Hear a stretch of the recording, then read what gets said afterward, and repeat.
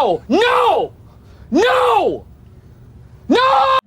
So I just finished watching Michigan get completely trounced by Texas, and I have to say the only thing more painful than that was probably watching Linkin Park with new lead singer Emily Armstrong. What can I say about this? Just a complete disappointment. I believe she had worked with Mike Shinoda before with his solo project, doing covers of Linkin Park songs, and it was rumored that they started out, they're going to have this big countdown, big announcement. A lot of people were speculating that it was going to be announcing a new singer. Or speculation. Some people were saying it's going to be her. I watched her performance with him, and I was not impressed. I thought her voice was very weak, and I was hoping they wouldn't pick her. Well, unfortunately, to my dismay, they did. And so I thought I'd give her a listen. I watched at work on the day they broadcast and announced it, and it was just try to give her a shot, but it just wasn't good. It was a weak performance. Her voice is weak. She really couldn't handle the material. And she actually lost her voice during the Catalyst, which has become like one of my favorite Linkin Park songs.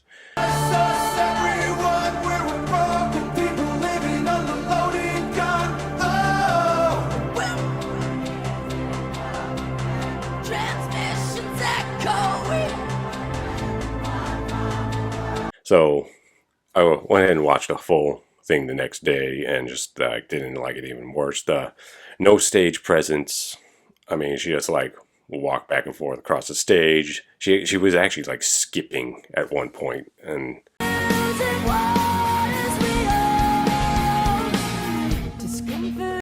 lead singer like Chester, who's so beloved, unfortunately, he took his own life in 2017. Especially him, his music is so personal to him. A lot of it is the subject of the traumas that he dealt with in his life, and it's hard to just put someone else in there, especially writing new stuff to take over when you lose that perspective. And it's not like something like Van Halen where you have it's just about girls and cars and things like that. Maybe there's some songs that are of theirs that are personal, but of course one of the biggest aspects is the fact that they picked a female singer to replace Chester, and you can't. I'm sorry, but you can't replace male energy with female energy. She was a part of a band called Dead Sarah, and a lot of people defending her are saying that it's her first performance, but she's been with this band since 2007, so she's been touring with this band, performing live for over a decade. And she's probably had months to practice with, Linkin Park. And, like I said, Chester's so beloved. If you're going to introduce somebody new, you better knock my socks off. You better blow me out of the water. And there are a lot of people trying to give her the benefit of the doubt. Where it's like, oh, give her a chance, let her get better. But, for her, this is a huge opportunity. She's been given a huge opportunity.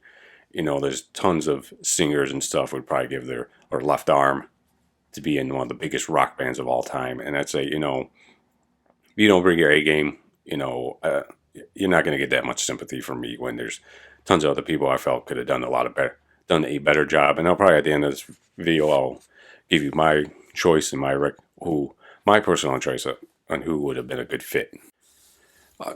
So the next big problem with her performance was I felt she was and I think this is a cop-out sometimes, she was really leaning on the audience to kind of save her in parts that she couldn't. Or also in Bleeding Out, they ended up doing a mashup with another song. And I felt that was because, they're trying to cover for her abilities not being able to do it. And people are trying to defend her, say that, she's her own person, she has her own sound, but she's trying to sound like Chester. Now, I guess I'll move on to, there are a lot better choices. There's one for years people had been saying, which is John Howard from a band called Threat Signal, a band I listened to a lot in the late 2000s. They're a Canadian metal band, much heavier than Linkin Park, but their lead singer, Howard Jones, he does a cover of Crawling, and he sounds almost exactly like Chester.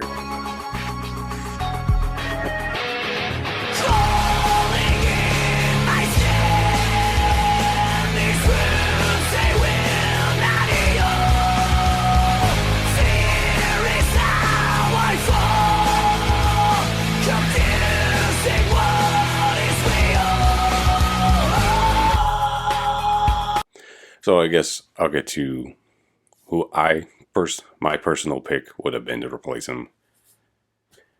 And I agree with some people, it should have been someone who can handle the material, has a good voice, but isn't necessarily trying to sound like Chester. And that my personal choice would have been Daniel Tompkins from the band Tesseract.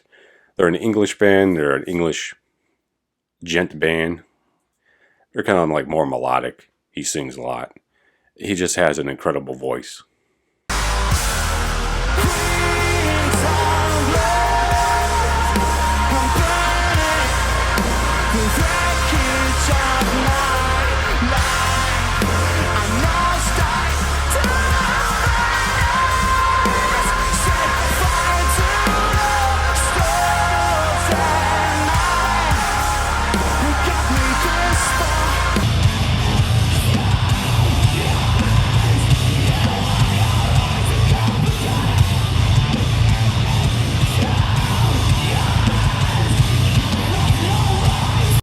He's got great stage presence.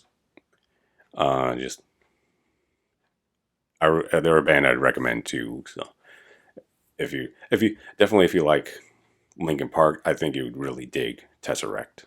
And that's the band, not and they're named after the actual. I think a tesseract is a square cube within a cube, not the Marvel Avengers thing. So in conclusion, I think Emily's the wrong choice. I don't think she's going to last long. The biggest thing is just this is her first performance. It was only an hour. I don't think the crowd wasn't even really that big, and I think they only have a few shows, like the New York, LA, England, all the big cities over the world. And it's only like a handful of shows. But this concert was only like an hour and like 20 minutes in. Her voice is giving out on her, and I just don't think she's going to last. There's other controversies behind her too, over her belief in Scientology and other things. And it depends how long fans are going to put up with poor performances. This is Linkin Park. I imagine like the status they are doing these few shows, that they're not going to be like $20 tickets. It's going to be quite an expensive show to go see. Probably tickets to probably be like hundreds of dollars. And if you're getting a subpar performance, why should I spend my money? And maybe she will last. There'll be people address the elephant in the room. The fact that she's a woman, people try to be more lenient on her. People try to,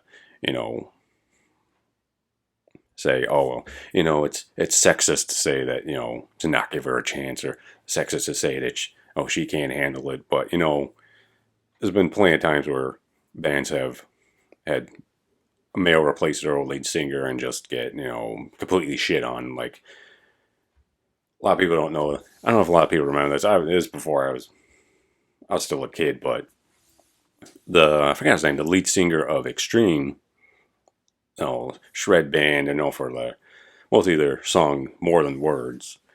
And you probably seen Nuno Bettencourt, their guitar player, but he was hired as Van Halen's lead singer for a little while.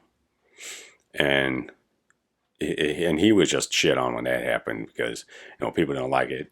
And he wasn't a good fit, and he just went through the ringer. He was only there for I think they did one album, then he was out.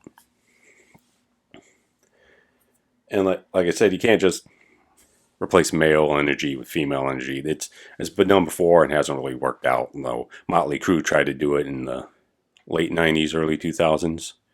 So they had Vince Neil left. They had another singer for a little bit. Nobody liked him, and I think they broke up for a while, and then they got back together with this female singer. Nobody liked her. And finally, like, Vince Neil came back. And Vince Neil just looks like an old woman himself now. And so, again, in conclusion, I guess, no, we'll see what happens, see where this goes. Overall, and wouldn't say I'm angry, more just disappointed. I think they could do better. So, see where that goes. We still got Chester's old stuff, so I guess let me know what you think. Like and subscribe to my page if you like my content. I play a lot of guitar too. If you want to check my guitar workout, trash on my shitty guitar playing. But, that's the end of this video. Catch y'all later.